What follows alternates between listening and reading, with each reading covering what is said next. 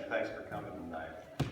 It seems like just yesterday that, and I'm sure your parents have been through this, that they looked at all your kindergarten pictures and stuff like that and go, oh wow, they're so cute. And now today you get to the end and you're going to graduate. How many shed a tear at some point today? Yeah, you went through the walk of whatever you call it. Why is it? You get to the end, you work so hard to get here, and now you cry about it? But it's all about relationships and the people that you develop relationships with over the course of the years. We're really proud of your accomplishments, and we're even more proud of what we believe you're going to accomplish here in the future. And that's not, CEOs and presidents and all that kind of stuff. That's really being good husbands and wives and maybe a YMCA coach and a safe parent and stuff like that, giving back to the community wherever you're going to live. That's what we'll be most proud of when it's all over. And I think we've seen from your work ethic and everything that you're getting to a point to where we trust that's going to happen. So how many of you started in the school system as a kindergarten first grader? Yeah, most of you. That was 13 years ago, 14, 15, however long it's taken you to get here. But you started here, and somewhere in the course of that schooling, I think it's in, wasn't it in first grade you did penguins? And then, the rockhopper penguin and all that kind of stuff. And somewhere you ran into whales, and I remember the story, I don't remember, I believe it was your advisor, Dee Upton, when she was a kindergartner, which was a long time ago. She was a little girl, and her teacher said, "Hey, we're gonna study whales. So what do you know about whales?" And one thing you got to know about kindergarten: anytime you ask a question, all their hands go up. They have no idea what they're going to say until you call them, and then they still have no idea. And they're just anxious to get picked. It's like winning the lottery. So Dee's got her hand up, winning the lottery, and teacher said, "Dee, what do you know about whales?" And Dee said, I hadn't thought about it. I know they're big, and I know that they could swallow a person and spit them up on the beach." And the teacher said, well, they are big, but really whales can't swallow a person and spit them up on the beach. And she said, but yeah, they can. That happened to Jonah. Jonah got swallowed and spit up on the beach. And the teacher said, well, yeah, but I don't think whales can really do that. She said, well, when I go to heaven, I'm going to ask Jonah if that really happened. And the teacher thinks, this girl, I've had about enough of already. And I'm going to put her in her place. And so she says, well, how do you know that Jonah went to heaven? He might have gone down there. And Dee looked and went, well, then would you ask him?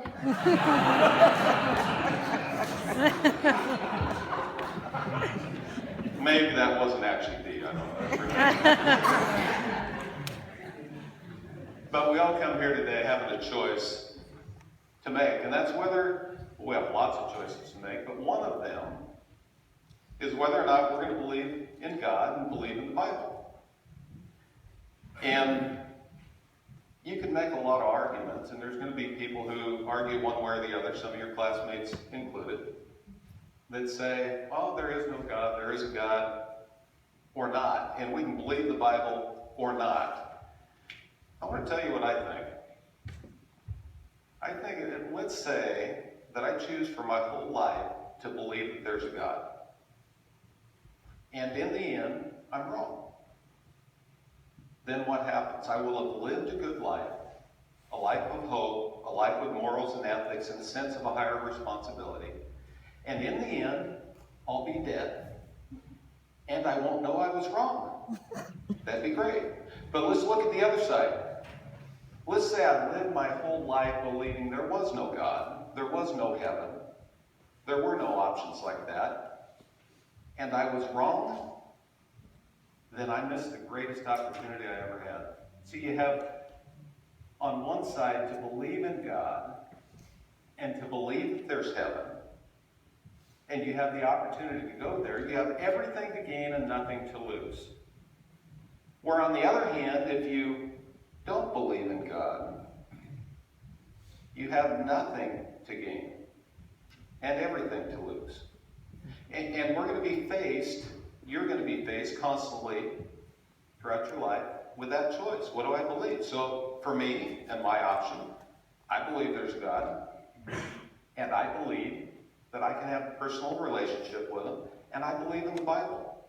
And so I'm going to share with you my favorite verse, given to me by Joe Haley, who was a bus driver and my Sunday school teacher. He gave it on a little piece of paper, and I put it in my wallet, and I had it for like 15 years in my wallet. Jeremiah 29:11. For I know the plans I have for you, says the Lord.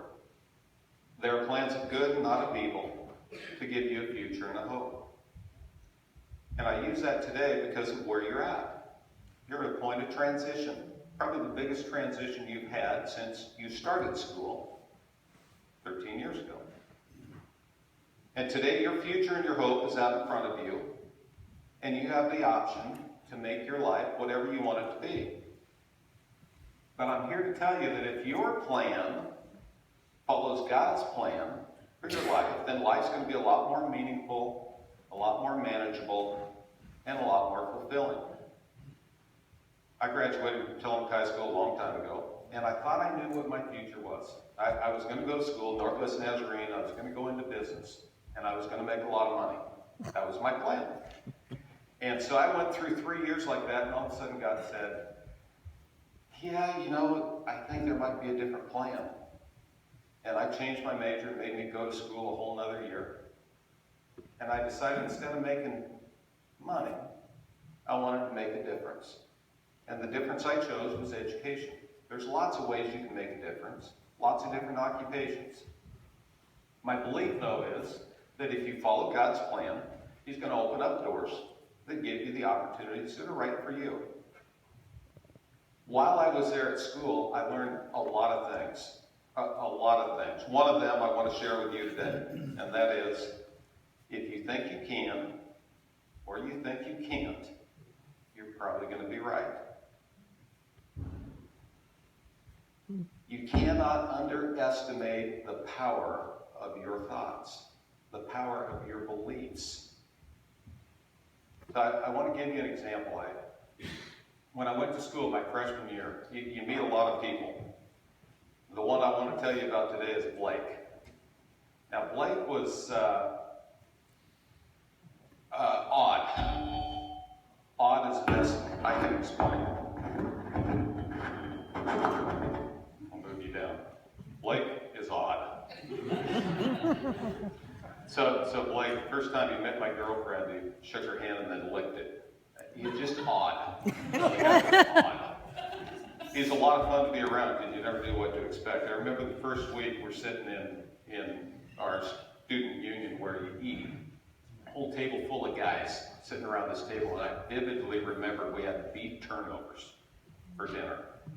And he says, watch this. And he took about half that beef turnover and stuffed it in his mouth. Guys down here going, yeah, I can see this happening. Stuffed it in his mouth, chewed it up, and then he stood up and he walked past a table full of girls and acted like he's choking. And then he goes, whoa, right on their table. And they kind of step back and squeal and do. And he looks around in panic and goes, oh, I'm sorry. And he grabbed a fork and he started eating it off the table. And they lost it. I mean, they just scattered like crazy. I don't know why I tell you that story. It's just one of my most vivid memories of Blake. But anyway, that's just the start of Blake. The real reason I was telling you the story is because Blake, he was a funny guy, and we liked to kind of play with him a little bit. So one day a whole group of us friends got together and said, what would happen if we told Blake that he wasn't looking good? Do you think we could make him sick? And honest truth, we started in the morning when he got to breakfast, everybody he went by, we said, you know what? You're not looking very good. You're pretty white today, Blake. You feeling okay? Man, you don't look real good. I hope you're feeling okay. I had a class with him at 10 o'clock. He wasn't there. We went and checked on him. He's in bed, sick.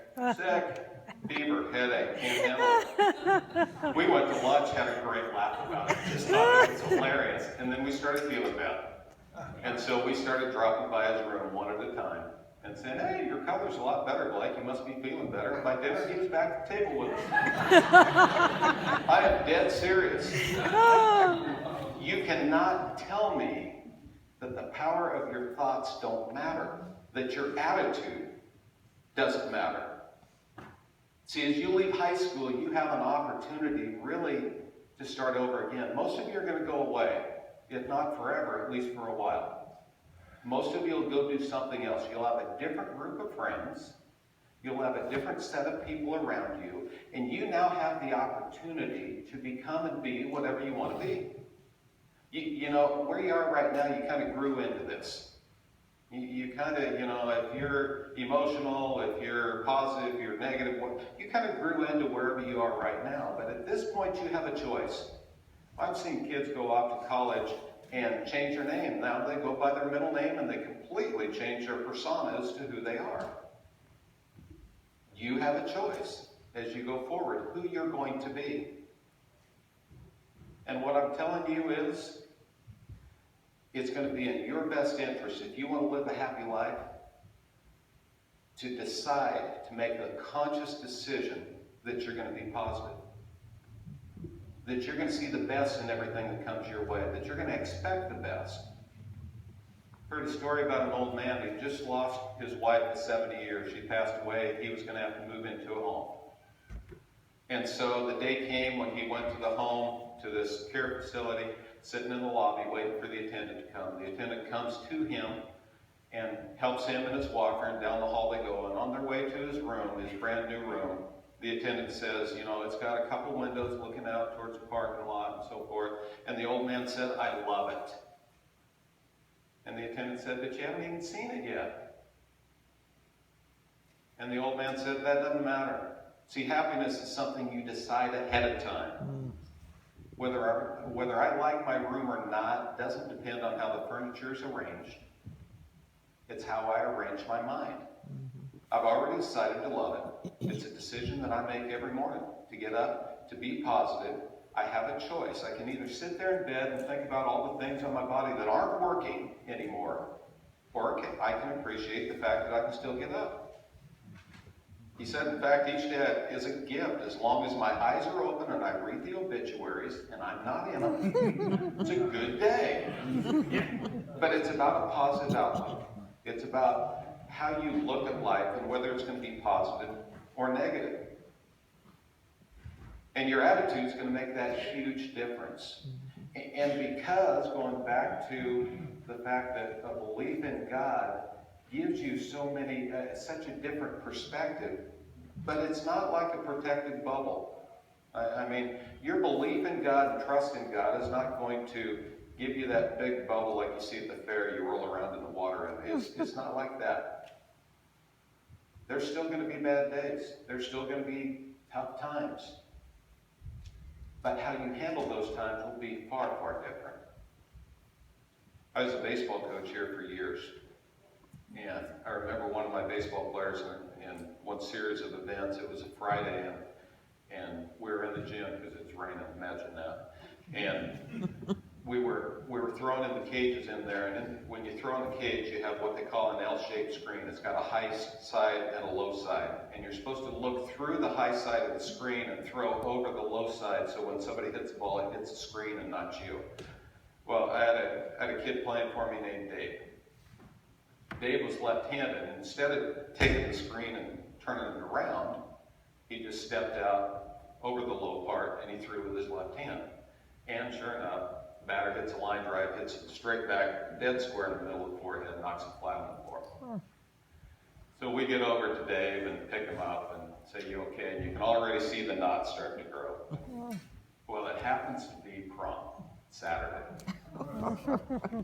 Literally, in Dave's prom picture, he could look up and see the knot. He looked like a unicorn. I mean, it was one of the most amazing things you'd ever seen. And so Dave had a bad day, no doubt about it. Friday was a bad day. He comes back to practice on Monday. We're outside now. We're on the field. Dave's in right field. He says, I'm feeling good. He's still got a knot, but he's feeling good. I'm hitting infield, outfield, hit a fly ball. He goes to catch it. He trips. The ball hits him right in the side of the head. Big bulge on the side of his head. I said, Dave, go sit down. I can't take this anymore. And so Dave goes to the dugout.